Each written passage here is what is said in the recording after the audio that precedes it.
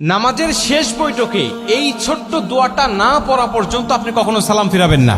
যতদিন আপনি বাঁচবেন, যতদিন আপনি নামাজ আদায় করবেন, ততদিন পর্যন্ত নামাজের শেষ বৈঠকে আপনি এই ছোট্ট দোয়াটা পাঠ করবেন, এরপরে আপনি সালাম ফিরাবেন।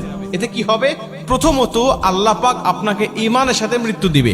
আপনার মৃত্যুটা যখন হবে তখন ঈমানের সাথে মৃত্যু হবে। আর কোনো ব্যক্তির মৃত্যুটা যদি ঈমানের সাথে হয়ে যায়, ভাই, ওর দুনিয়ার জমিনের কিচ্ছুর প্রয়োজন নাই।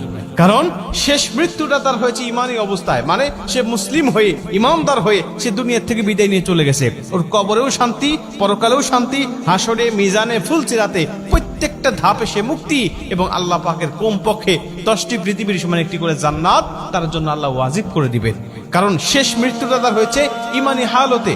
সাহাবীদের মধ্যে অনেকেই ছিল যারা শেষ অবস্থায় ঈমান গ্রহণ করে তারা জান্নাতি হয়ে গেছে। আবার অনেকেই আছে রাসূল সাল্লাল্লাহু আলাইহি ওয়াসাল্লামের সাথে থেকেছে, নবীজির সাথে নামাজ পড়েছে, কিন্তু সে মুনাফিক হয়ে, বেঈমান হয়ে শেষ বিদায় নিয়েছে। আল্লাহ পাক তাদের জন্য জাহান্নাম অবধারিত করে রেখে দিয়েছে। ঠিক তেমনি ভাবে মানুষের শেষ অবস্থাকে আল্লাহ পাক বিবেচনা করে। ঈমানদার হয়ে মৃত্যুবরণ করতে পারলে তার জীবনের কিচ্ছু প্রয়োজন নাই। এজন্য আল্লাহর কাছে এই দোয়াটা করতে পারলে আপনি ঈমানদার হয়ে দুনিয়া থেকে বিদায় নেবেন। 2 নম্বরের দোয়াটা পাঠ করলে আপনার কবরে আযাব আল্লাহ ক্ষমা করে দিবে। আপনার কবরে আযাব হবে না, কবরের মধ্যে কোনো ফিতনা হবে না। নবীজি বলেন, যে ব্যক্তি কবরের আযাব থেকে মুক্তি পেয়ে গেল, সব ধাপ থেকে সে মুক্তি পেয়ে গেল। কারণ কবর হলো প্রথম ঘাঁটি। এই ঘাঁটি থেকে মুক্তি পেয়ে গেলে আল্লাহ পাক সব ঘাঁটিতে তাকে মুক্ত করে দিবে এবং তাকে জান্নাত দান করবে।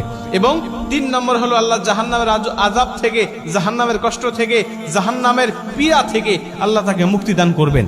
এবং 4 নম্বর হলো দাজ্জালের ফিতনা থেকে আল্লাহ পাক তাকে হেফাজত করবেন। ভাই, দাজ্জালের ফিতনা হলো পৃথিবীতে আদম আলাইহিস সালাতু ওয়াস সালাম থেকে শুরু করে নিয়ে আমাদের নবী মুহাম্মদ রাসূলুল্লাহ সাল্লাল্লাহু আলাইহি ওয়াসাল্লাম পর্যন্ত যত নবী রাসূল এসেছে, সমস্ত নবী রাসূল এই দাজ্জালের ফিতনা থেকে তার উম্মতকে সতর্ক করেছে। সমস্ত নবী রাসূল তার উম্মতকে বলেছে, দাজ্জালের ফিতনা নামক একটা ফিতনা দুনিয়ার জমিনে আসবে। এত বড় ফিতনা দুনিয়ার জমিনে আর কখনো মানুষ দেখতে পাবে না। এত বড় ফিতনা মানুষগুলোকে বেঈমান বানিয়ে ফেলবে মুহূর্তের মধ্যেই। আল্লাহ তাকে কিছু অলৌকিক ক্ষমতা দিবেন, আল্লাহ পাক তাকে কিছু অলৌকিক ক্ষমতা দিবেন ঈমানদারদেরকে যাচাই করার জন্য। তখন এই দাজ্জাল এসে দুনিয়ার জমিনে তার অনুসারী আর অনুগামী করবেন মানুষগুলোকে। বিভিন্ন ক্ষমতা আল্লাহ তাকে দেখাবেন, ওই ক্ষমতাগুলো মানুষগুলোকে দেখিয়ে দেখিয়ে সে পথভ্রষ্ট করবেন। এই জন্য আল্লাহ পাকের কাছে এই দোয়াটা করতে পারলে আল্লাহ সেই আযাব থেকে বা সেই ফিতনা থেকেও আপনাকে মুক্তি দান করবেন।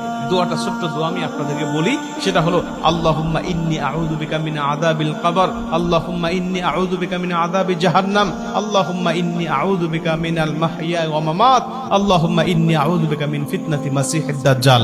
আপনি এই দোয়াটা পাঠ করবেন, এরপরে আপনি সালাম ফিরাবেন। এইটা যদি আপনি কন্টিনিউ করতে পারেন, এই আমলটা যদি আপনি কন্টিনিউ করতে পারেন, তাহলে আল্লাহ অবশ্যই আপনাকে এই 4টি ফিতনা থেকে আপনাকে হেফাজত করবে। ঈমানের সাথে মৃত্যু হবে, কবরের আযাব থেকে রক্ষা করবে, জাহান্নামের আযাব থেকে রক্ষা করবে, এবং আল্লাহ পাক আপনাকে ফিতনা